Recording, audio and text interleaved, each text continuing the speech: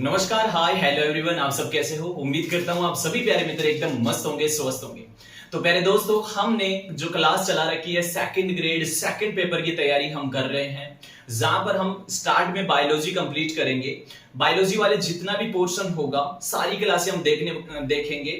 जितने भी आपके टॉपिक दे रखे हैं सेकंड ग्रेड के सेकंड पेपर के अंदर सारे के सारे हम कवर करेंगे, बहुत ही शानदार तरीके से करेंगे। जितना भी लेवल है यानी सेकेंडरी, सीनियर सेकेंडरी और ग्रेजुएशन लेवल, सारा का सारा लेवल हम कंप्लीट देखने वाले हैं। यानी हर एक टॉपिक आपके लिए काफी इंपॉर्टेंट बन जाता है, हर एक क्लास आपके लिए इंपॉर्टेंट बन जाती है। तो आप सभी प्यारे मित्र पूरी क्लासों को देखा करो, है ना, सिस्टमेटिक तरीके से पूरी की पूरी क्लास देखा करो, जिससे आपको सारा का सारा पोर्शन अच्छे से समझ में आ जाए। थोड़ा सा लेवल ज्यादा है। अब देखो, रीट पात्रता परीक्षा के अंदर तो कोई लेवल नहीं था, ऐसे मान के चलो कोई लेवल था ही नहीं। यहाँ पे थोड़ा सा ग्रेजुएशन लेवल भी टच होगा, है ना, सीनियर सेकेंडरी लेवल भी टच होगा, तो काफी अच्छा लेवल चला जाता है। तो आपको फुल्ली कंसिस्टेंसी के साथ में क्लास लेनी है और सारी की सारी क्लासें आपको देखनी है, ठीक है। डे बाय डे आपको डेली 9 बजे क्लास उपलब्ध हो जाती है, तो 9 बजे वाली क्लास कभी भी मिस मत करना, ओके। आप जिसको भी ऐसा लगे ना कि स्पीड कम है ना, तो एक काम किया करो, आप वीडियो की स्पीड बढ़ा करके देख लिया करो। रिकॉर्डेड वीडियो में तो हम ये सब कर ही सकते हैं ना, लेकिन क्लासें डेली आपको देखनी ही है। अन्यथा आप बीच में कहोगे एन लियो सर मान तो टॉपिक समझ में ही क्यों नहीं आयो, है ना, कम पढ़ा दिया थे। तो ऐसा सीन तभी होगा जब आप क्लास नहीं लेोगे। तो डेली क्लास लिया करो, ठीक है। तो देखो, कल वाली क्लास में हमने क्या देखा था? कल वाली क्लास में हमने सेल का इंट्रोडक्शन देख लिया था, सेल के बारे में बहुत सारी चीजें कवर की थी। सेल क्या होती है, किस प्रकार से स्ट्रक्चरल और फंक्शनल इकाई होती है ना। सेल थ्योरी हमने कंप्लीट कर ली, किसने दी, क्या बताया, नई मॉडर्न जो सेल थ्योरी है वो क्या है, वो भी हमने कंप्लीट कर ली है, यस और नो। तो बेसिक इंट्रोडक्शन कल वाली क्लास में चला था, आज थोड़ा सा लेवल ऊपर लेके चलते हैं, ठीक है। शुरू करें। तो आज की क्लास में हम क्या देखने वाले हैं? एक तो पादप कोशिका और जंतु कोशिका के अंदर डिफरेंस देखने वाले हैं, ठीक है। और दूसरा हम देखने वाले हैं यहाँ पे जो प्रोकैरियोट और यूकैरियोट कोशिका होती है उसमें डिफरेंस देखने वाले हैं। और मैं आपको बता दूं, आज वाला जो टॉपिक है ना काफी ज्यादा इंपॉर्टेंट बन जाता है। उसके पीछे का रीजन है कि यहाँ से डायरेक्ट क्वेश्चंस आते हैं। Clear clear. तो आपको क्या करना है, पूरी की पूरी क्लास को फुल्ली कंसिस्टेंसी के साथ में, फुल्ली होनेस्टी के साथ में आपको देखनी है। चलो, तो आज की क्लास में हम कवर करेंगे प्लांट सेल और जो एनिमल सेल है उसके अंदर हम क्या देखने वाले हैं? डिफरेंस देखने वाले हैं, अंतर देखने वाले हैं। और याद रखना, यहां से एकदम डायरेक्ट क्वेश्चन पूछेगा, है ना। और एक जो क्वेश्चन का पैटर्न होगा, या तो ये पूछेगा कि निम्न में से कौन सा एक विशेषता है जो पादप कोशिका और जंतु कोशिका को अलग करती है, ठीक है। 3-4 ऑप्शन होते हैं जिसमें से एक ऑप्शन चला जाता है। दूसरा क्वेश्चन का पैटर्न होता है कौन सा सत्य है, कौन सा असत्य है, यस और नो। तो इस प्रकार के क्वेश्चंस होंगे और क्वेश्चन आपको बता भी दिए जाएंगे कि पहले एग्जाम में कैसे पूछे जा चुके हैं। Clear clear. देखिए, तो सबसे पहले इनको हम डिफरेंस देखते हैं। प्लांट कोशिका की मैं बात करता हूं, यानी पादप कोशिका की बात करता हूं, तो एक एक टॉपिक लेते हैं कि सबसे पहले किसके बारे में हम चर्चा करेंगे। प्लांट कोशिका के अंदर सबसे पहले मैं बात करूंगा यहाँ पे हरित लवक की। हरित लवक एक टॉपिक ले लेते हैं, हरित लवक। अब देखो, हरित लवक यानी कि क्लोरोप्लास्ट की मैं बात कर रहा हूं, यानी वही क्लोरोप्लास्ट जो कि पादपों के अंदर प्रकाश संश्लेषण की क्रिया में मुख्य भागीदारी निभाता है, ठीक है। पादप क्या करते हैं? इस हरित लवक के द्वारा प्रकाश संश्लेषण की क्रिया संपन्न करते हैं और अपना भोजन का निर्माण करते हैं, ठीक है। ओके, देखिए यहाँ पे जो क्लोरोप्लास्ट होता है, क्या वो पादप कोशिका में पाया जाता है क्या? बिल्कुल बोले सर, पादप कोशिका के अंदर पाया जाता है। इसका मतलब मैं ये टिक कर देता हूं कि हाँ, क्लोरोप्लास्ट जो है पादप कोशिका में उपस्थित होता है। क्या ये एनिमल सेल में पाया जाता है क्या, जंतु कोशिका में? तो बोले सर नहीं, ऐसा थोड़ी ना होता है कि कोई भी आप में से कोई भैंस, बकरी या मानव प्रकाश संश्लेषण कर रहा है, पता चले सुबह उठ करके धूप खा रहे हैं, बोले क्यों खा रहे हो भैया धूप? बोले सर हम तो प्रकाश संश्लेषण कर रहे हैं। ऐसा सीन नहीं होता है ना। तो जंतु कोशिका के अंदर क्लोरोप्लास्ट वर्णक नहीं पाया जाता है, यानी हम प्रकाश संश्लेषण नहीं करते हैं। जो प्लांट कोशिका होती है उसमें क्या होता है? क्लोरोफिल, क्लोरोप्लास्ट पाया जाता है, यानी प्रकाश संश्लेषण की क्रिया होती है, यस और नो, ठीक है। तो एक डिफरेंस हो गया जो कि पादप और जंतु कोशिका को क्या करता है? अलग अलग करता है। नेक्स्ट हम देखते हैं यहाँ पे सेल वॉल। आगे की बात करूंगा, वो है सेल वॉल यानी कोशिका भित्ति। क्या पादपों के अंदर कोशिका भित्ति पाई जाती है? तो देखो भैया, पादपों के अंदर कोशिका भित्ति पाई जाती है। क्या जंतुओं में पाई जाती है? तो जंतुओं के अंदर कोशिका भित्ति सेल वॉल नहीं पाई जाती है। याद रखना, काफी इंपॉर्टेंट और ये क्वेश्चन पूछा जाता है। अब मेरी बात सुन लो, हमेशा और हमेशा आपको याद रखना है प्लांट कोशिका में ही कोशिका भित्ति पाई जाती है, और ये भी आप याद रख लेना किसकी बनी होती है? पैक्टोसेल्यूलोज की। पैक्टोसेल्यूलोज की, यानी कि पैक्टिन और सेल्यूलोज की बनी रहती है। ठीक है, आगे हम देखेंगे जैसे कवक में अलग पाई जाती है, वो भी देख लेंगे, लेकिन यहाँ पे याद रखना है कि भैया पादप कोशिका में सेल वॉल पाई जाती है, जबकि जंतु कोशिका में ये सेल वॉल एब्सेंट होती है। क्लियर? क्लियर। देखिए, अब आपको एक क्वेश्चन पूछेगा, सिंपल सा क्वेश्चन होगा कि बताइए पादप कोशिका में सबसे बाह्य दिचर्मी या सबसे बाह्य लेयर कौन सी होती है? यानी एक कोशिका हो गई जिसमें ये पूछेगा कि जो पादप कोशिका उसमें सबसे बाह्य लेयर कौन सी हो गई, तो बता देना सेल वॉल। ठीक। अगर जंतु कोशिका में यही क्वेश्चन करे तो तब आ जाएगी सेल मेम्ब्रेन। कौन आ जाएगी? Cell membrane. ठीक है, ओके, यानी कि कोशिका झिल्ली। क्यों? क्योंकि कोशिका झिल्ली के बाहर क्या होता है? कोशिका भित्ति। लेकिन कोशिका भित्ति तो विशेषता होती किसकी है? पादप कोशिका की। यस और नो? है ना?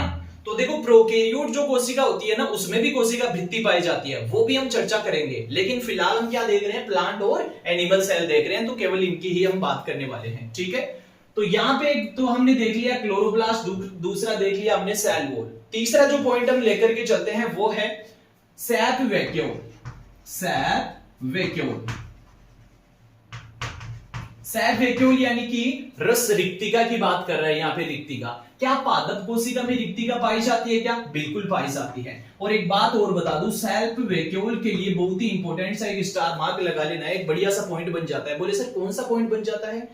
ये जो सैप वैक्यूल होती है, जैसे मान करके चलो ये कोई पादप कोशिका हो गई, ठीक है।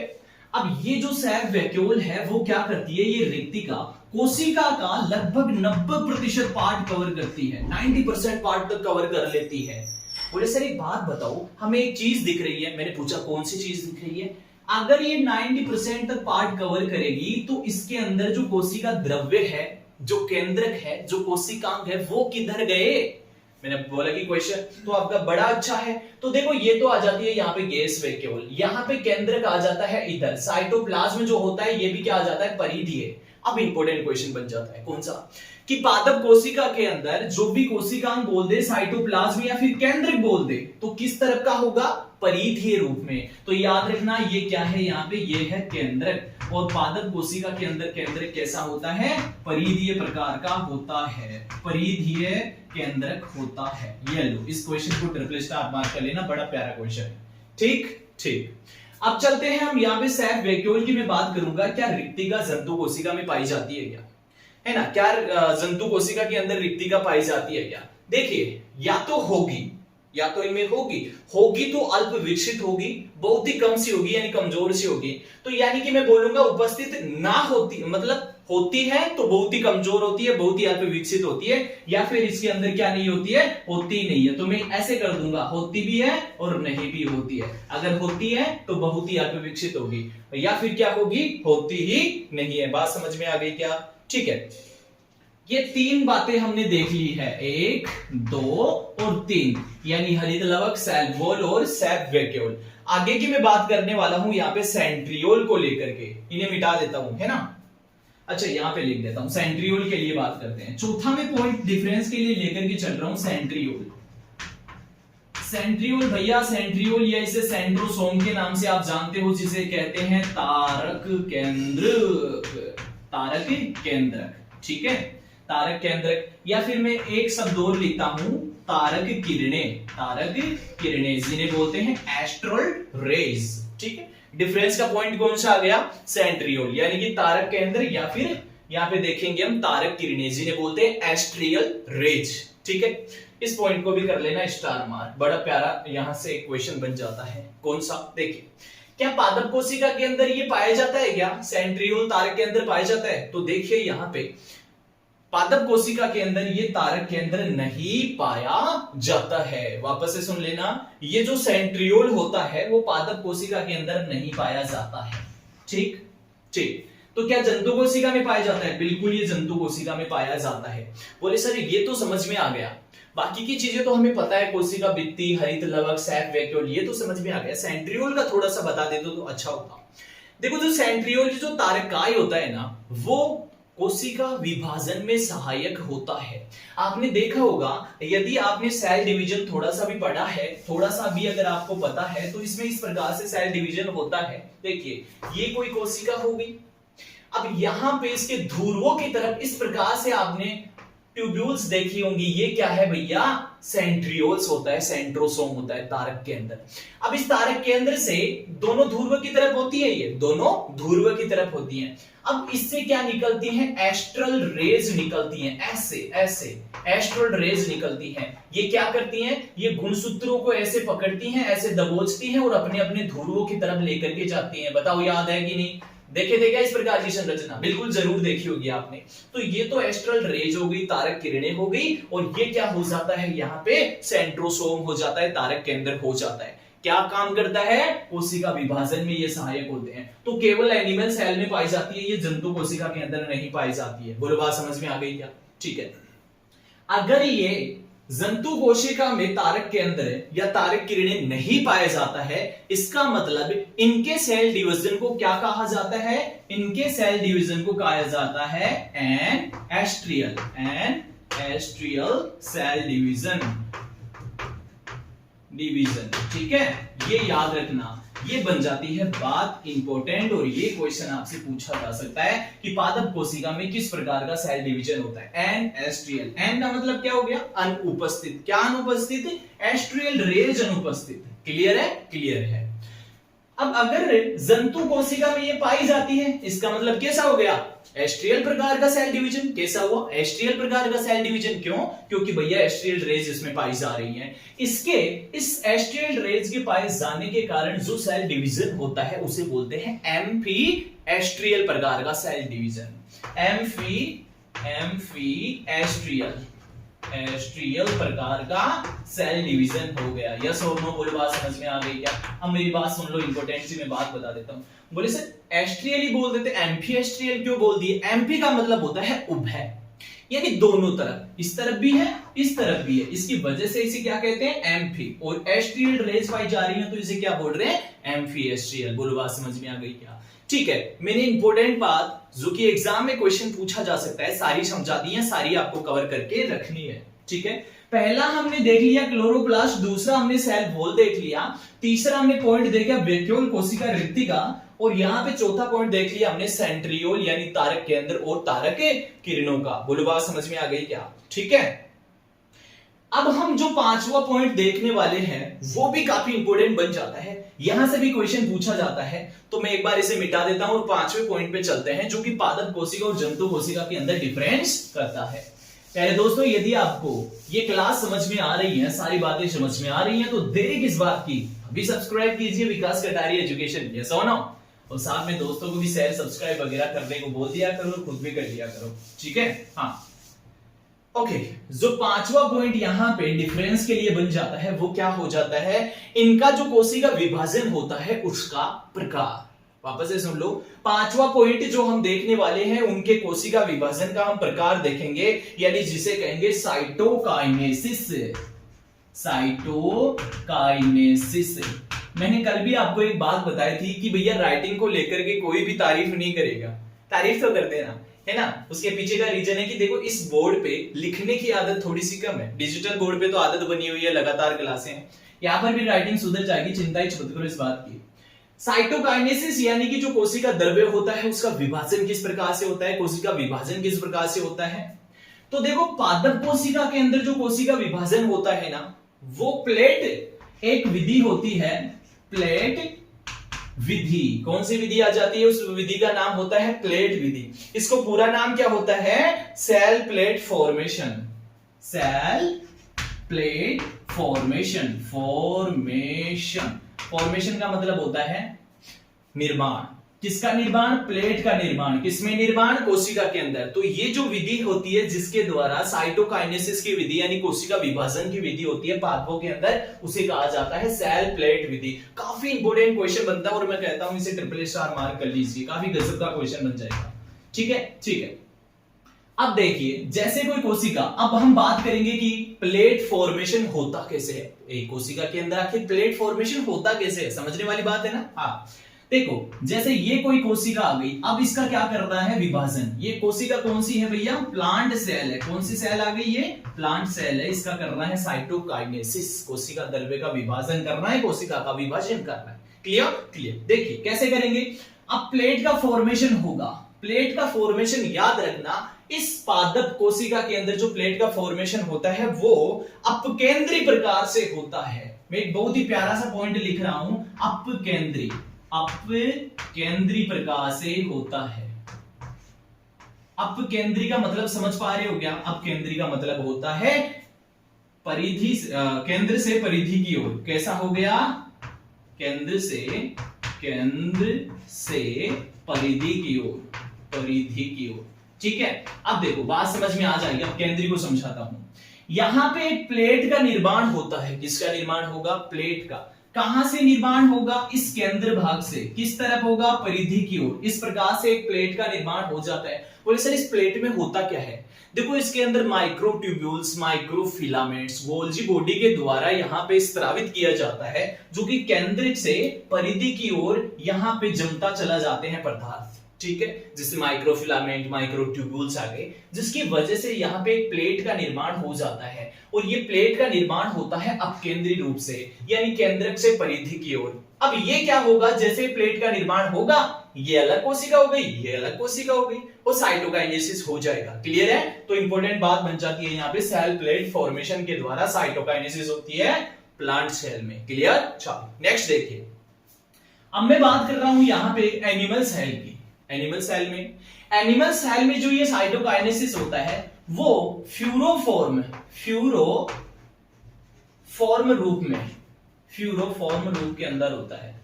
ठीक है, बोले सर ये क्या प्रोसेस होती है? फ्यूरोफॉर्म में क्या है? इसे हिंदी में कहा जाता है खांच विधि। कौन सी विधि? खांच विधि। ठीक है, अब ये दोनों क्वेश्चन भैया पहले एग्जाम के अंदर बन चुके हैं। इसका पूछे जाए, इसका बात तो एक ही है ना, बस आपको तो तैयार करके रखना है किस प्रकार से इसका साइटोकाइनेसिस होता है। ठीक है, तो ये आ जाती है फ्यूरोफॉर्मेशन, है ना। इसे फ्यूरोफॉर्म या फिर मैं पूरा लिखूं तो फ्यूरोफॉर्मेशन हो जाएगा ये। क्लियर? जिसे कहते हैं खांच विधि। ये कोई कोशिका होगी। अब इसमें ये जो फ्यूरोफॉर्मेशन होता है ना, खांच विधि के द्वारा जो साइटोकाइनेसिस होता है ना, बहुत ही इंपॉर्टेंट बात बता रहा हूं यहाँ पे, अभिकेंद्री रूप में होता है। किस रूप में? अभिकेंद्री रूप में। इन शब्दों को जरूर टर्म समझ लेना। अपकेंद्री का मतलब केंद्रक से परिधि की ओर, अभिकेंद्री का मतलब परिधि से केंद्र की ओर यहाँ पे खांच का निर्माण होता है। कैसे होता है? देखिए डायग्रामेटिक देखिए, ये परिधि और परिधि से केंद्र की ओर जा रहा है कि नहीं ये खांच, ये परिधि और परिधि से केंद्र की ओर। इस प्रकार से क्या हो रहा है? खांच बन रही है ना, फ्यूरोफॉर्मेशन हो रहा है। अब ये किसके द्वारा होगा? वो गोल्जी बॉडी के द्वारा स्त्रावित किया जाएगा परिधि से केंद्र की ओर, माइक्रोफिलामेंट और माइक्रोट्यूब्यूल्स, जिसकी वजह से ये कोशिका क्या हो जाएगी? अलग अलग विभाजित हो जाएगी, साइटोकाइनेसिस हो जाएगा। अब ये याद रखना है अभिकेंद्री रूप से होता है। यस और नो? अब ये पॉइंट काफी इंपोर्टेंट बन जाता है। तो मैंने आपको 5 पॉइंट बता दिए हैं, क्लोरोप्लास्ट, सेल वॉल का, सेफ वैक्यूल का, साथ में ये साइटोकाइनेसिस मैंने आपको बता दिया है। काफी इंपोर्टेंट बातें मैंने आपको बता दी। और सेंट्रियोल जिसे कहते हैं सेंट्रोसोम तारकाई एस्ट्रोलरेज, ये बता दी। तो 5 टॉपिक मैंने आपको समझा दिए हैं, 5 पॉइंट जो कि प्लांट और एनिमल सेल को अलग अलग करते हैं। बहुत सारी बातें हैं वैसे तो, लेकिन जो इंपॉर्टेंट है वो हमने समझ लिया, और बाकी टॉपिक के साथ में आगे चलती चली जाएंगी। क्लियर है? क्लियर है। चलो भैया, तो यहां पे ये तो हो जाता है एनिमल सेल और प्लांट सेल। ठीक है, ओके। और क्वेश्चन कैसा बनेगा मैंने आपको बताया ना, ये पूछेगा कि कौन सा निम्न में से एक गुण है जो कि पादप कोशिका और जंतु कोशिका को अलग करता है ना। इस प्रकार से क्वेश्चन पूछेगा। ओके, या फिर ये बोल दे पादप कोशिका के लिए कौन सी बात सत्य है, जंतु कोशिका के लिए कौन सी बात सत्य है, इस प्रकार से। अब आगे क्या देखने वाले हैं ये बता दीजिए सर। अब मेरी बात एक सुनो, एक लाइन सुनो। विभिन्न प्रकार की कोशिकाएं होती हैं जिसकी आकार, आकृति, संरचना क्या होती है, विभिन्न होती है ना, आकार, आकृति, संरचना। इसका मतलब कोई भी कोशिका हो गई, अलग अलग कोशिकाएं अलग अलग जीवों में पाई जाती है, जिनकी आकृति भी क्या होती है, अलग अलग होती है, उनके कार्य भी क्या होते हैं, अलग अलग होते हैं, कार्य के अनुसार उनकी संरचना, आकृति वगैरह क्या होती है, अलग अलग होती है। क्लियर क्लियर, ठीक है। अब देखिए, इसी प्रकार से मैं कुछ कोशिकाओं के आकार, आकृति की मैं बात करने वाला हूं, ठीक है। और ये पढ़ना सर बोले इंपोर्टेंट है क्या भैया? एनसीईआरटी में जो भी कुछ लिखा हुआ है हर एक लाइन इंपोर्टेंट है। अगर एनसीईआरटी में आपको ये दिख जाए कि जय गणेश जी महाराज, तो वो भी याद कर लेना, है ना, एनसीईआरटी से क्वेश्चन बनेंगे तो इंपोर्टेंट काफी बन जाते हैं। देखिए, एक मैं आकृति बताने वाला हूं यहाँ पे आरबीसी की। आरबीसी यानी रेड ब्लड सेल, लाल रक्त कणिका। कैसी आकृति होती है इसकी? एक तो दिखेगी आपको गोल यानी सर्कुलर, एक दिखेगी आपको उभयावतल जिसे कहते हैं बाइकोनकेव। तो शायद हिंदी वाला वर्ड तो आपके लिए भारी पड़ जाएगा, इसलिए मैं यहाँ पे बाइकोनकेव लिख देता हूं। क्लियर, उभयावतल इसे कहा जाता है। दूसरा मैं बताने वाला हूं यहाँ पे डब्ल्यूबीसी। डब्ल्यूबीसी की आकृति भी आपको याद रखनी है, कैसी? इसको तो ट्रिपल स्टार मार्क कर लेना, ये तो डायरेक्ट पूछे जाने वाला है डब्ल्यूबीसी वाला सीन तो, ठीक। देखिए, डब्ल्यूबीसी की होती है अमीबीय प्रकार की। किस प्रकार की? अमीबीय गति, अमीबीय। अमीबा का पता है कैसा होता है? अमीबा की कोई आकृति नहीं होती ना, अनियमित होता है। अमीबा ऐसा भी होता है, अमीबा ऐसा भी होता है, अमीबा ऐसा भी होता है। कैसा भी होता है अमीबा? यस और नो? क्यों? क्योंकि भैया ये अनियमित इनकी आकृति होती है। इसी प्रकार का सीन होता है अपनी व्हाइट ब्लड सेल में, डब्ल्यूबीसी वाले सीन में, ठीक है, अमीबीय गति, ठीक है, ठीक। इसलिए मैं इसे लिख देता हूं या अनियमित, या अनियमित प्रकार का यहाँ पे आकृति होती है डब्ल्यूबीसी की। ओके ओके, आगे हम देखने वाले हैं यहाँ पे जो वाहिकाएं होती है ना, वाहिनिका जैसे बोला जाता है, ट्रेकियड्स इसे इंग्लिश बोला जाएगा, तो वो कैसी होती है? ट्रेकियड्स यानी वाहिनिका, वाहिनिका वो होती है इलोंगिटेड। कौन सी हो जाएंगी? इलोंगिटेड यानी दीर्घीकृत रूप की। ये लो हिंदी में लिखूं, दीर्घीकृत। किस प्रकार की होती है? इस प्रकार से संरचना होती है, किनारों पे नैरो, बीच में से मोटी, है ना। तो ये दीर्घीकृत इलोंगिटेड टाइप की हो जाएगी वाहिनिका। Clear clear. आगे वाली जिस कोशिका की मैं बात कर रहा हूं वो है नर्व सेल। कौन सी कोशिका? नर्व सेल यानी तंत्रिका कोशिका। तंत्रिका कोशिका की आकृति शाखित होती है, लंबी होती है। तो ये लो, लंबी एंड शाखित। खुद की तरफ से कोई वर्ड वगैरह मत जोड़ना, जो शब्द आपको लिखाए जा रहे हैं केवल उन्हीं को याद कर लेना भैया। अपना दिमाग लगा करके किसी को गलत मत कर देना, स्टैंडर्ड क्वेश्चन पूछा जाएगा। कहीं अपने वाला दिमाग लगा लो और थोड़ा सा गलत कर दो, फालतू में आते हुए भी क्वेश्चन को गलत बिल्कुल भी नहीं करना है। क्लियर है क्या बात? एक यहाँ पे आपको याद रखना है मिजोफिल कोशिकाएं। मिजोफिल, मिजोफिल कोशिकाएं जानते हो? पर्णम मध्योतकी। ये लो, मैं हिंदी में भी लिख देता हूं इनको, पर्ण मध्योतकी, मध्योतकी। मिजोफिल टिश्यू की बात यहां पे कर रहा है, ठीक है ठीक है। इनकी कोशिका की शेप कैसी होती है भैया? गोल होती है। इनकी शेप कैसी हो जाती है? गोल। अरे ये मिजोफिल वही होता है, मिजोफिल टिश्यू। अरे तो लवक की बात कर रहा है, तो जो कोशिका के बीच में पाया जाता है ना मिजोफिल टिश्यू, उसकी बात कर रहा है। इसकी कोशिका कैसी पाई जाती है? इसकी कोशिका होती है गोल। तो एक तो आरबीसी की गोल बाइकोनकेव, डब्ल्यूबीसी की अमीबीय अनियमित हो गई, और वाहिनिका ट्रैकिड्स की दीर्घीकृत इलोंगिटेड हो गई, और जो नर्व सेल होती है वो कैसी हो गई? यहाँ पे लंबी शाखित हो गई, और मिजोफिल कोशिकाएं कैसी हो गई? गोल हो गई। पर्णम मध्योतकी कोशिकाएं कैसी हो गई? यहाँ पे गोल हो जाती है। यस और नो? तो ये सारी की सारी स्टेप भी आपको याद रखनी है, और कुछ याद रखो ना रखो, पांचों को आप याद रख लेना, और जोड़ने की आवश्यकता नहीं है। क्लियर? तो ये हो गई अलग अलग कोशिका विभिन्न जीवों के अंदर पाई जाती है, और उनकी आकार आकृति क्या होती है? अलग अलग होती है। कार्य के आधार पर इनकी आकृति क्या हो जाती है? निश्चित हो जाती है। यस और नो? क्लियर है क्या बात? इतनी बात हो चुकी है जो कि यहां पे मैंने कंप्लीट करा दी है। किसके लिए? कोशिका की आकृति। अब हम क्या देखने वाले हैं? अब एक बहुत ही इंपॉर्टेंट सा पॉइंट यहां पे आ जाता है, और ये इंपॉर्टेंट पॉइंट किसका आ जाता है? प्रोकैरियोट। दो प्रकार की कोशिका पढ़ेंगे, दो प्रकार की, टू टाइप की कोशिका। वो कौन सी देखेंगे? एक तो होती है यहां पे प्रोकैरियोट कोशिका, एक हो जाती है यहां पे यूकैरियोट कोशिका। एक कोशिका तो कैसी हो गई? प्रोकैरियोट कोशिका, प्रोकैरियोटिक सेल। और दूसरी हो जाती है यहां पे यूकैरियोटिक सेल। ठीक है, इन सेल के बारे में एक एक चीजें हम कवर करेंगे क्योंकि यहां से डायरेक्ट क्वेश्चन पूछे जाने वाला है। क्लियर? ठीक है, प्रोकैरियोट कोशिका क्या है, यूकैरियोट कोशिका क्या है, सबसे पहले इसके बारे में जान लेते हैं, उसके बाद में हम पॉइंट टू पॉइंट पढ़ने वाले हैं, है ना। एक बार रुक जाइए भैया, हमारे इस स्टूडियो में गर्मी खूब है। हाँ चलो, तो इसके बारे में हम देखते हैं प्रोकैरियोट और यूकैरियोटिक कोशिका क्या है ना। ओके, तो प्रोकैरियोट, अब यहां से शब्द को उठाओ और बात को समझ जाओ। शब्द को उठाने का मतलब क्या हो गया कि यहां पे आपको दिख रहा है प्रो का मतलब तो क्या हो गया, आजकल जो प्रो है ना वो एडवांस है। रियल में प्रो का मतलब, जैसे यहाँ पे देखो आईफोन प्रो की अलग ही रेट है, आईफोन की अलग ही रेट है, प्रो लगते ही आजकल एडवांस हो रहा है। अरे भैया ये वाला प्रो दूसरा प्रो है, क्या इसे कहते हैं आदिम, यानी पहले वाला। जैसे पहले कौन सा फोन चला करता था भैया, नोकिया 1100-1200, यस और नो, तो वो क्या हो गया, आदिम हो गया, प्रीमिटिव हो गया, यस और नो। तो ये प्रो हो गया प्रोकैरियोट। अब देखो ये तो हो गया आदिम, ठीक है, प्रो का मतलब क्या हो गया, आदिम। ओके, और यहां पे कैरियो शब्द को देखो, कैरियो क्या है, कैरियो यानी कि केंद्रक होता है। क्या होता है, केंद्रक। इसका मतलब प्रोकैरियोटिक कोशिकाएं वो कोशिकाएं होंगी जिनमें आदिम प्रकार का केंद्रक पाया जाता है। ठीक, अब यहां पे देखो यू का मतलब क्या होता है, यूकैरियोटिक कोशिका में यू का मतलब हो जाता है सुविकसित। कैसा हो गया, सुविकसित। ठीक है, बोले क्या सुविकसित, कैरियोट मतलब केंद्रक, यानी केंद्रक कैसा होगा भैया, विकसित प्रकार का होगा, सुविकसित प्रकार का केंद्रक होगा। So ladies and gentleman, focus कर रहे हैं बात पे कि आदिम प्रकार का केंद्रक का किस में पाया जाता है, प्रोकैरियोट और सुविकसित यूकैरियोट में। सिंपल बात है, आपको समझ में आ गई ये बात, मुझे पता है।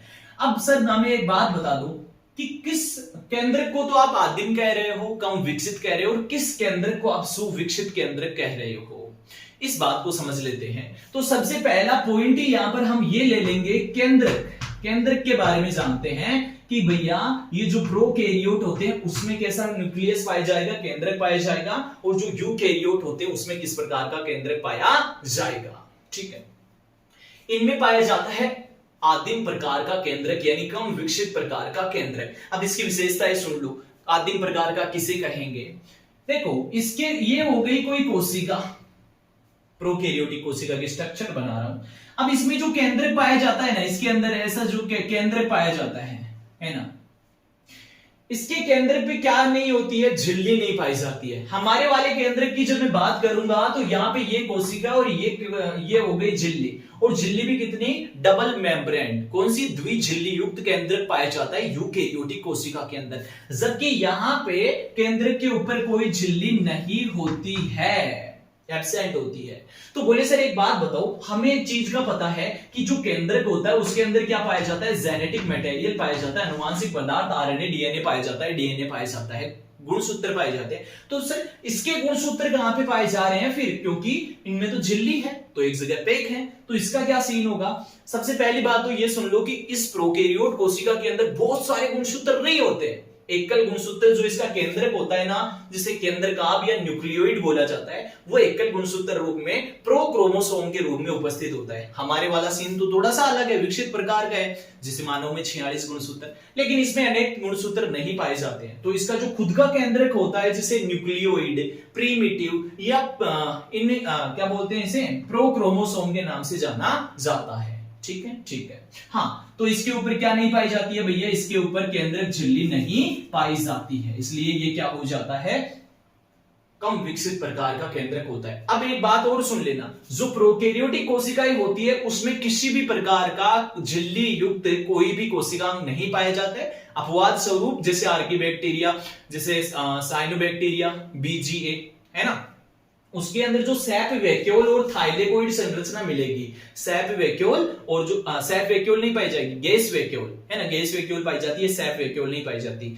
तो गैस वैक्यूल और एक थाइलेकोइड संरचना मिलेगी, उस पे झिल्ली मिलेगी, अपवाद स्वरूप है, अन्यथा इस प्रोकैरियोटिक कोशिका में किसी भी प्रकार की झिल्ली युक्त कोशिकांग नहीं पाए जाते। बोले सर कौन से झिल्ली युक्त कोशिकांग की बात कर रहे हो, एक बार बताओ तो सही। देखो कोशिका के अंदर जो ऑर्गेनेल्स पाए जाते हैं उन्हें कोशिकांग कहा जाता है। फॉर द एग्जांपल माइटोकॉन्ड्रिया, हरित लवक। तो जो हरित लवक हो गया, माइटोकॉन्ड्रिया हो गया, गोल्जी बॉडी हो गई, एंडोप्लाज्मिक रेटिकुलम हो गया, केंद्रक हो गया, लाइसोसोम हो गया, ये सभी के सभी झिल्ली युक्त कोशिकांग होते हैं। इनके ऊपर क्या पाई जाती है? मेम्ब्रेन पाई जाती है। तो ये वाला सीन इस प्रोकैरियोट कोशिका में अनुपस्थित होता है। क्लियर है बात? क्लियर है। इसका मतलब मैं ये बोलूंगा कि केंद्रक जो होता है, केंद्रक जो होता है उस पे झिल्ली नहीं होती, केंद्रक पर झिल्ली नहीं होती। यार तो बोले सर क्या इसमें होती है क्या? बिल्कुल भैया, द्विझिल्ली युक्त होते हैं तो इसमें होती है डबल मेम्ब्रेन, इसमें पाई जाती है। यस और नो? बात समझ में आ गई क्या? ठीक है। बोले सर एक बात और बता दो। मैंने कहा क्या बतानी है, पूछो। सर इस प्रकार से जो केंद्रक होता है इनका, कम विकसित प्रकार का जो केंद्रक होता है, क्या इसका कुछ नाम भी है क्या? मैंने कहा बिल्कुल इसका नाम है। बोले क्या? मैंने थोड़ी देर पहले इसका नाम भी आपको बता दिया था। बोले सर वही था क्या? केंद्रकाभ, न्यूक्लियोइड, प्रीमिटिव, प्रोक्रोमोसोम। हाँ बिल्कुल वही। क्या था इसका? इसके नाम होते हैं। बात समझ में आ रही है ना? बिल्कुल बिल्कुल। यहाँ पे एक चीज मुझे अलग चौंक लेनी थी, है ना, तो मैं अलग चौंक आपके लिए मैं ले लेता हूं। ओके ठीक है। तो ये झिल्ली वाला सीन हो गया, केंद्रक झिल्ली वाला सीन हो चुका है। क्लियर? क्लियर। यानी कि इनके मैं नाम भी लिख देता हूं, है ना, क्योंकि क्वेश्चन यहाँ पे पूछा जाएगा। न्यूक्लियोइड इसे कहा जाता है, न्यूक्लियोइड, न्यूक्लियोइड। ये इसे इनमें क्या कहते हैं? केंद्रकाभ। ठीक है। ये इसे क्या कहा जाता है? प्रीमिटिव, प्रीमिटिव प्रकार का। यहाँ पे क्या वो हो जाएगा? न्यूक्लियस हो जाएगा, केंद्रक हो जाएगा। यस और नो? ये इसे क्या कहते हैं? आदिम केंद्र। आदिम, हिंदी में क्या हो गया? आदिम केंद्रक हो गया। यस और नो? ठीक है, ठीक है। तो ये वाला शब्द याद रखना है। एक शब्द आपको जो याद रखना है वो याद रखना है ज़ीनोफोर। इसे क्या कहा जाता है? ज़ीनोफोर। या तो आपको ये वाला टर्म दिखेगी या फिर ज़ीनोफोर वाला शब्द आपको दिखने वाला है। तो ये अल्प विकसित केंद्रक हो गया जिसका मैंने आपको नाम भी बता दिया है। यस और नो? ठीक है, ओके। तो चलो आगे बढ़ते हैं फिर। या फिर एक नाम और याद रख लेना, इंसिपिएंट भी होता है। इंसिपिएंट, ये भी लिख देता हूं, हो सकता है आपको दिख जाए और आप इंसिपिएंट और फिर आप कंफ्यूज हो जाओ। इंसिपिएंट केंद्रक भी इसी का नाम होता है। क्लियर है? ये सारे नाम भी आप याद रख लेना। और इसका केंद्रक का सीन हो गया, ये विकसित प्रकार का है, तो ये तो विकसित केंद्रक आ जाता है। इसका सीन आपको समझ में आ गया होगा। ठीक है। अब मेरी बात यहां से थोड़ी सी सीन आगे समझ लेना। यदि मैं इसके गुणसूत्र यानी डीएनए की मैं बात करता हूं, इसके गुणसूत्रीय पार्ट की, तो मैंने कहा ये कैसा होता है? सर्कुलर टाइप में तो हो ही गया ना, है ना। तो ये हो गया वृत्तुल प्रकार का। कैसा हो गया? वृत्तुल प्रकार का हो गया। ठीक ठीक। क्या यहाँ पे गुणसूत्र ज्यादा है क्या? बोले नहीं सर, एक ही प्रकार का यहाँ पे हमें दिख रहा है जिसे कहते हैं एकल गुणसूत्र, प्रोक्रोमोसोम। तो मैं लिख देता हूं भैया, गुणसूत्र की जब बात करेगा तो इसे कहा जाता है प्रोक्रोमोसोम। ठीक ठीक है, ओके। अब यहां पे आ जाते हैं तो अनेक प्रकार के गुणसूत्र, इनमें क्या होते हैं? अनेक गुणसूत्र, अनेक गुणसूत्र। ठीक है, इनमें ज्यादा गुणसूत्र पाए जाते हैं, ये विकसित प्रकार का होता है। और क्या इसके डीएनए, तो मैंने इसका तो बता दिया वृत्तुल प्रकार का, तो इसमें डीएनए वाला सीन कैसा होगा? डीएनए का मतलब जेनेटिक मटेरियल की मैं बात कर रहा हूं। केंद्रक में जेनेटिक मटेरियल होता है ना, हाँ मैं उसकी बात कर रहा हूं। तो इसमें हो जाएगा लीनियर। किस प्रकार का? लीनियर प्रकार का, यानी रेखीय प्रकार का यहाँ पे हो जाएगा डीएनए। इसी प्रकार की डिजाइन होती है ना हमारे डीएनए की, इस प्रकार से, है ना। तो ये लीनियर हो गया। ये वर्तुल की जब बात करेगा तो वो हो जाएगा प्रोकैरियोट कोशिका के अंदर। यस और नो? ठीक है, तो ये बात आप याद रखना। अब मेरी बात एक और सुन लो, वो भी काफी इंपॉर्टेंट है। बोले सर कौन सी इंपॉर्टेंट बन जाती है? इनका बेस रेशियो आपको पूछ सकता है। किनका? इस डीएनए जो पाया जाता है यहाँ पे, इसमें जो डीएनए पाया जाता है जेनेटिक मटेरियल, आपको उसका बेस रेशियो पूछ सकता है। बेस रेशियो, बेस यानी कि जो नाइट्रोजनी सार होते हैं उसका रेशियो यानी अनुपात पूछ सकता है। कितना होता है? मैं यहां पे लिख देता हूं इसके लिए, चौक चेंज कर ली जाए। हाँ, तो इसके बेस रेशियो की जब मैं बात करूंगा, ये तो दिखेगी ही नहीं आपको। इसके बेस रेशियो कितना होता है? वो हो जाएगा यहां पे A+T अपॉन G+C। जी रुको जी, इसे मैं मिटा देता हूं भैया। Okay, G+C। अब ये कितना होगा, ये 1 से कम वैल्यू हो जाएगी। 1 से कितना मान होगा इसका, 1 से कम वैल्यू हो जाएगी। इसका मतलब मेरे को ऐसे साइन लगाना है।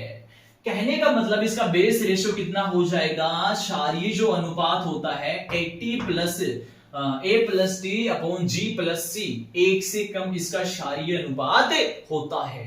बोले सर ATGC बताओ तो सही क्या है।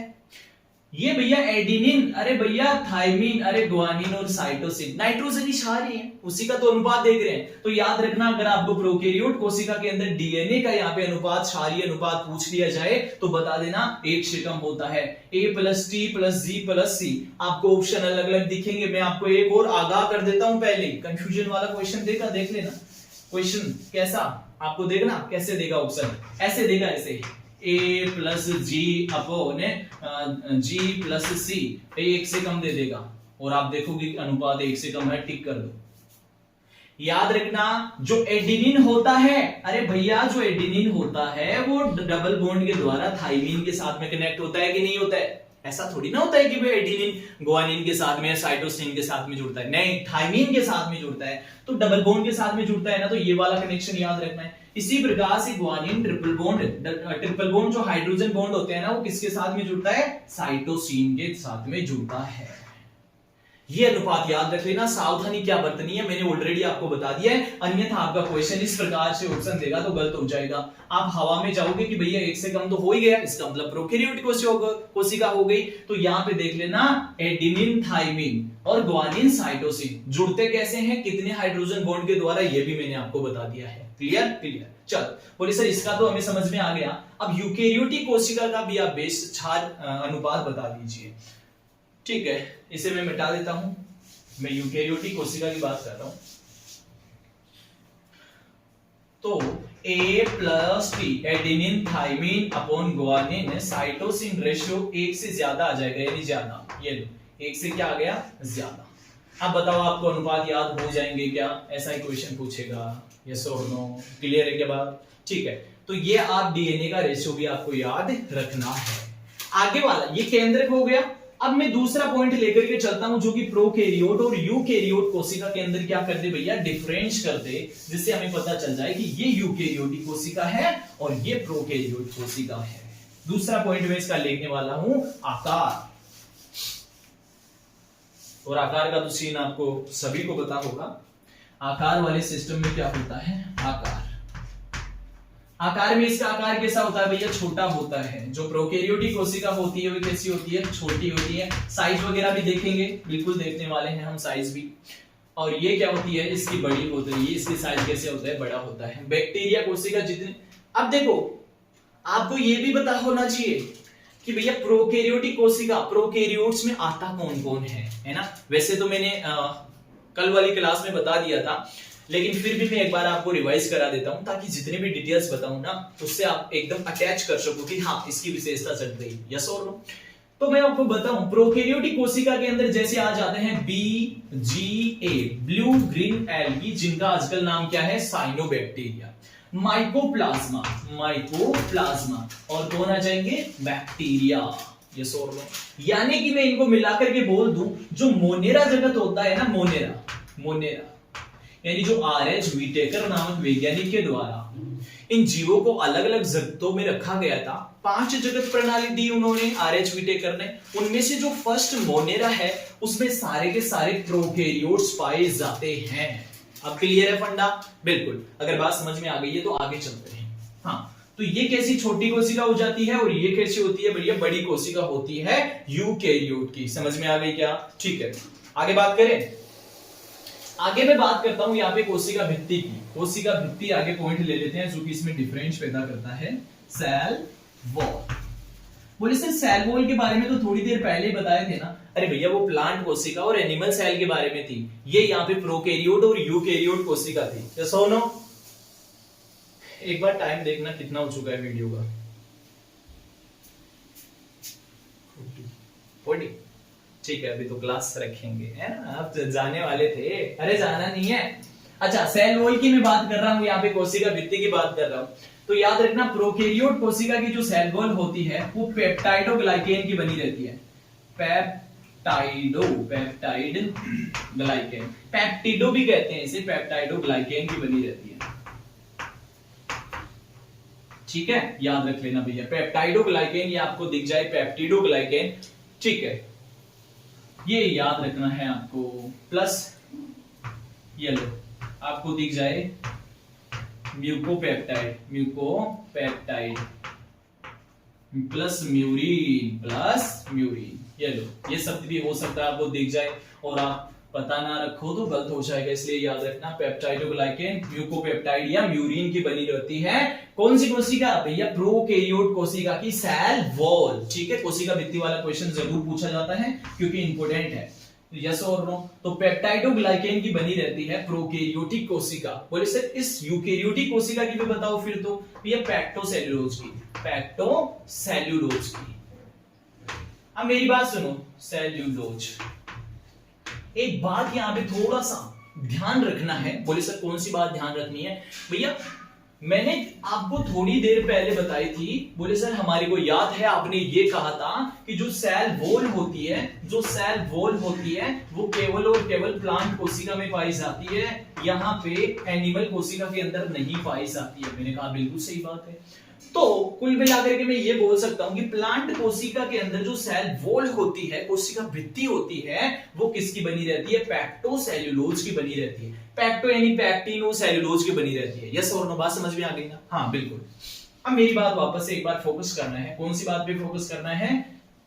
कवक के लिए क्वेश्चन पूछेगा। प्लांट के मैंने बता दिए, कवक के लिए आपको पूछेगा। ये लो, कवक के लिए भी बता देता हूं। कवक की जो कोशिका भित्ति होती है वो किसकी बनी रहती है भैया? काइटिन की, काइटिन से मिलकर के बनी रहती है। अब देखो इस काइटिन के लिए डायरेक्टली क्वेश्चन या तो काइटिन तक पूछ ले कि भैया कवक की कोशिका भित्ति बनी रहती है काइटिन की, या थोड़ा सा और आगे पूछ सकता है। क्या पूछेगा? अगर आगे पूछेगा तो ये पूछेगा काइटिन का संगठन किस प्रकार का होता है, यानी किससे मिलकर के बनती है। तो भैया यहाँ पे NAG याद रखना, नाग, वो शापलो, शापलो नहीं है यहाँ पे, है ना? नाग मतलब कि एन एसिटाइल ग्लूकोजामीन। वापस से सुन लो और लिख लेना। लिखा हुआ तो आपको मिल ही जाएगा। मैंने कहा था ना कि पूरा का पूरा टेलीग्राम पे आपको नोट्स मिल जाएंगे सस्टेनेबल गजब तरीके से। तो जिसने अभी तक टेलीग्राम को ज्वाइन नहीं किया है भैया अभी कर लो, विकास कटारिया एजुकेशन से, या फिर आपको डिस्क्रिप्शन बॉक्स में लिंक मिल जाएगी। आप जैसे यहाँ पे क्लास लेकर के वो पढ़ोगे ना, 5 मिनट में उस पूरे नोट्स को कवर कर लोगे जो मैं यहाँ पे एज इट इज बता रहा हूं ना। देखो मेरे वाले सीन में क्या होता है, नोट्स वालों में एरो लगा लगा करके सारी बातें समझा देता हूं, एरो लगा लगा करके आपको सारी बातें समझ में आ जाएंगी। थ्योरी वाला पार्ट है ही नहीं, ता है, ती है, होता है, ये सिर्फ बोलने में आता है, लिखने में तो मैं लिखता ही नहीं हूं बिल्कुल भी। आपने देखा होगा अभी तक मैंने जो भी समझाना होता है इसके बारे में एरो लगा करके, यस और नो। और मेरे वाले इस नोट्स को समझने में मैं आपकी हेल्प कर देता हूं, क्योंकि डायरेक्ट अगर आप नोट्स पढ़ोगे तो समझ में नहीं आने वाले। उसके पीछे का रीजन है कि मैं खुद से नोट्स बनाया हूं, है ना, किसी बुक का ऐसा नहीं है फोटो खींच करके आपको भेज दिया, बहुत ही इजी तरीके से बताया हूं। इतनी सारी रामायण को मैंने इतना सा करके लिखा है, शॉर्ट नोट्स बनाए हैं ताकि आपको एकदम चीजें पूरी है, एक लाइन भी कमी नहीं होगी। ऐसे मान करके चलो एकदम एडवांस नोट्स मिलने वाले हैं, लेकिन समझने में आपको दिक्कत आ सकती है। बोले सर कहां पर दिक्कत आएगी? तो मैं आपको यहाँ पे एक चीज दिखाता हूं।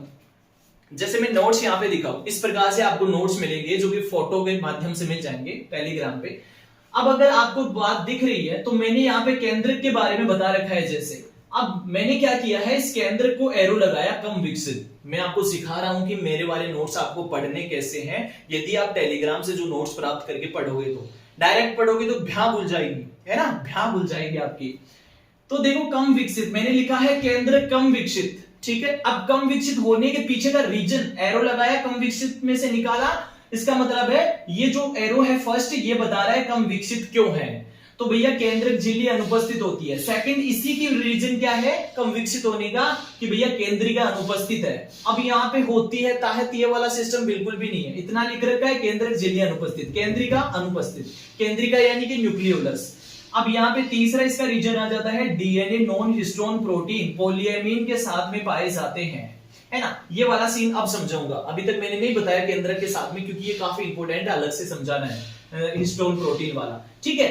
अब देखो जैसे ही मैंने 4 पॉइंट इसके बता दिए कम विकसित होने के, फिर इसमें से एक एरो निकाला हूं और फिर इसलिए निकाला हूं कि ये 4 पॉइंट क्या बता रहे हैं, ये बता रहे हैं कम विकसित केंद्रक को, और इस प्रकार का जो केंद्रक होता है उसे क्या कहते हैं, जीनोफोर, इंसिपिएंट न्यूक्लियस, न्यूक्लियोइड, प्रोक्रोमोसोम, यस और नो। तो जहां से एरो निकल रहा है और जहां पे खत्म हो रहा है वहां पे जरूर देख लेना, अन्यथा आप कहोगे कि सर एक के नोट्स दिया हो, पल्ले ही क्यों नहीं पढ़ रहे दो, ठीक है। तो पहले सावधानी बरत लेना। अच्छा हम पॉइंट पे आते हैं वापस से, कहां पे था, हाँ, एड एसिटाइल ग्लूकोजामीन जो कि समबहुलक होता है ये काइटिन, यस और नो, क्लियर क्लियर। आगे चलें, आगे चलो। यहां पे मैंने एक चीज बताई है कि पेप्टाइडोग्लाइकेन से मिलकर के बनी होती है प्रोकैरियोट कोशिका की कोशिका भित्ति। एक यहां पे अपवाद लिख लेना जो डायरेक्ट क्वेश्चन बन जाता है लेडीज एंड जेंटलमैन, कौन सा, एक होता है ना माइकोप्लाज्मा, माइकोप्लाज्मा, माइकोप्लाज्मा, ये हिंदी वाला सीन ऐसा ही। अच्छा, माइकोप्लाज्मा पादप जगत का जोकर क्यों कहते हैं, क्योंकि इसके ऊपर कोशिका भित्ति नहीं होती है। अब देखो कोशिका भित्ति यानी कि सेल वॉल एब्सेंट, ये नेगेटिव का मतलब हो गया सेल वॉल इसमें एब्सेंट होती है। अब सेल वॉल नहीं होगी ना तो इसकी वजह से अनियमित आकार होगा, अनियमित आकार है इस जीव का अमीबा की तरह, तो ये पादप जगत का जोकर हो गया, यस और नो, ठीक है, इसे भी याद रख लेना, ओके। और ये जो प्रोकैरियोटिक कोशिका की सबसे छोटी कोशिका होती है माइकोप्लाज्मा। माइकोप्लाज्मा के बारे में 2-3 क्वेश्चन काफी इंपॉर्टेंट बन जाते हैं, अलग से देखेंगे एक टॉपिक के साथ में माइकोप्लाज्मा, जब हम बैक्टीरियल कोशिका पढ़ रहे होंगे ना उस दौरान पढ़ेंगे, ठीक है ठीक है। तो ये माइकोप्लाज्मा के अंदर सेल वॉल एब्सेंट होती है, फिलहाल के लिए बस इतना याद रखना है। तो ये तो हो गई कोशिका भित्ति वाला सीन। अब मैं आपको समझाने वाला हूं कि किसमें कोशिका भित्ति पाई जाती है और किसमें नहीं पाई जाती है। प्लांट कोशिका पेक्टोसेलुलोज और सेल वॉल केवल प्लांट में पाया जाता है, और साथ में आप याद रखना कवक के अंदर काइटिन, एनएजी एंड एसिटिल ग्लूकोजामीन, इतनी बातें आपको याद रखनी है, ठीक ठीक। नेक्स्ट मैं आपको बताने वाला हूं यहाँ पे हिस्टोन प्रोटीन वाला सीन क्या है, हिस्टोन प्रोटीन। अब देखो एक प्रोटीन होती है, काफी गजब की ये प्रोटीन होती है। अब आपको पता है ना हमारा जो अनुवांशिक पदार्थ जेनेटिक मटेरियल होता है डीएनए, वो काफी लंबी होती है संरचना, 2-2 मीटर तक की, है ना, बहुत सारी लंबी इस प्रकार से संरचना। अब इसको एक छोटी सी कोशिका के अंदर कैसे सेट करें, इसको सेट कर देना क्या होता है, डीएनए पैकेजिंग होता है। और अब ये सेट किसके साथ में होगा, एक प्रोटीन होती है इस प्रकार से, ग्लोब्यूलर प्रोटीन होती है ना, जिसके चारों तरफ ऐसे हमारा ये डीएनए ऐसे लपेटे मारेगा और क्या हो जाएगा, सेट हो जाएगा, यस और नो, सेट हो जाएगा। और ये क्या होगा, यहाँ पे इसे कहा जाता है हिस्टोन प्रोटीन। ये जो ग्लोबुलर आप देख रहे हो ना, ये है हिस्टोन प्रोटीन, ठीक है। ये हेल्प क्या की कि ये जो लंबा सारा डीएनए था ना उसको पैकेजिंग करने में सहायता मिल गई, ठीक है। तो हिस्टोन प्रोटीन वाला ये सीन होता है। बोले सर अब क्या बताने वाला हूं, हिस्टोन प्रोटीन तो हमें समझ में आ गई है, मैं ये बताने वाला हूं कि जो डीएनए पैकेजिंग होता है, जब डीएनए पैकेजिंग होती है, पैकेजिंग, उस दौरान क्या होता है, इसमें हिस्टोन प्रोटीन नहीं होती, इसमें हिस्टोन प्रोटीन नहीं होती है। क्या नहीं होती है, हिस्टोन प्रोटीन नेगेटिव यानी एब्सेंट होती है। बोले सर फिर कैसे पैकिंग करेगा ये, प्रोकैरियोटिक कोशिका में हिस्टोन प्रोटीन आप नहीं बता रहे हो तो पैकेजिंग कैसे होगी, नॉन हिस्टोन प्रोटीन पाई जाती है। तो इसमें पाई क्या जाती है, नॉन हिस्टोन प्रोटीन, ठीक है, ये आप याद रख लेना है। अब नॉन हिस्टोन प्रोटीन का नाम भी याद रख लेना, डायरेक्ट क्वेश्चन पूछेगा, इसे कहते हैं पॉलीएमीन प्रोटीन, और इस बात को कर दो ट्रिपल स्टार मार्क। प्रोकैरियोटिक कोशिका के अंदर डीएनए पैकेजिंग या डीएनए के लिए क्या होता है, यहाँ पे हिस्टोन प्रोटीन ना होकर के नॉन हिस्टोन प्रोटीन होती है जिसे पॉलीएमीन कहा जाता है। Clear clear. यहां पे आ जाओ, यहां पे क्या होती है भैया, हिस्टोन प्रोटीन उपस्थित होती है। कौन सी प्रोटीन उपस्थित होती है, हिस्टोन प्रोटीन पाई जाती है यानी प्रेजेंट होती है। Clear clear. अब एक क्वेश्चन और पूछेगा कि इसकी प्रकृति कैसी होती है, अम्लीय या क्षारीय। तो भैया ये जो हिस्टोन प्रोटीन होती है वो क्षारीय प्रकृति की होती है, और क्षारीय प्रकृति होने के पीछे का रीजन होता है इसमें एमिनो एसिड पाए जाते हैं। कौन से, लाइसिन और आर्जिनिन, ये भी याद रख लेना, लाइसिन, ये लो यहां पे दिख तो रहा है ना हमको, मैं बोल दिया कोई बात नहीं। लाइसिन और आर्जिनिन जो भी क्षारीय एमिनो एसिड होते हैं उसकी वजह से ये हिस्टोन प्रोटीन कैसी होती है, इसकी प्रकृति क्षारीय होती है। तो हिस्टोन प्रोटीन पाई जाएगी यूकेरियोटिक कोशिका में, जबकि नॉन हिस्टोन प्रोटीन जिसे कहते हैं पॉलीएमीन, ये पाई जाती है भैया प्रोकैरियोटिक कोशिका के अंदर। अरे बात समझ में आ गई कि इतनी सारी बातें समझ में आ गई सारी की सारी? हाँ, तो आज हमने आकार देख लिया, केंद्रक देख लिया, हिस्टोन प्रोटीन देख ली, सेल वॉल देख ली, जो कि डिफरेंस किस किस में कर रहे हैं भैया, प्रोकैरियोट और यूकैरियोट में। बोले सर इतनी डीपली क्यों बता रहे हो, क्वेश्चन आएंगे क्या? क्वेश्चन आएंगे, जितना डीपली लेकर के गया हूं उतना टच करो। वैसे तो और भी डिटेल्स बहुत सारी है, पढ़ने की कमी थोड़ी ना है, बुक भरी बड़ी है इन सब के बारे में। आपको पता है जो मैं नीट की क्लास चलाता हूं ना, नीट वाली, हाँ वही पीएमटी जिसे बोला जाता था, उसमें बहुत सारी डिटेल्स और भी बतानी पड़ती है। तो कमी नहीं है, डिटेल्स बहुत सारी होती हैं, लेकिन आपके सिलेबस के लिए कितनी सफिशिएंट है वो आपको पढ़ना जरूरी है, और जितना आपके लिए जरूरी है वो मैं आपको बता रहा हूं। तो चिंता वाली बात नहीं है, जो आपको बता जाए मस्त तरीके से पढ़ो, कोई डाउट नहीं करनी है कि ये कम है ये बहुत ज्यादा, ऐसा कुछ सीन नहीं है। आपने देखा था ना रीट के अंदर हमने जबरदस्त परफॉर्मेंस की थी, ना लेवल ज्यादा ना कम, एग्जैक्ट एकदम रीट पात्रता परीक्षा वाला था, यस और नो।